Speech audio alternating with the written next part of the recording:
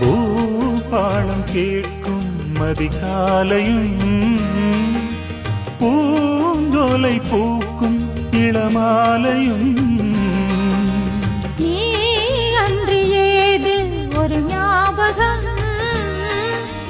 நீ பேசும் பேச்சு மணிவாசகம்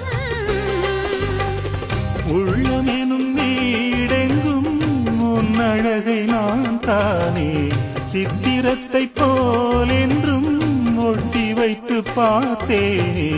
என்னை தழுவும் இளந்தளிரே உனக்கென நான் வாழ்கிறேன்.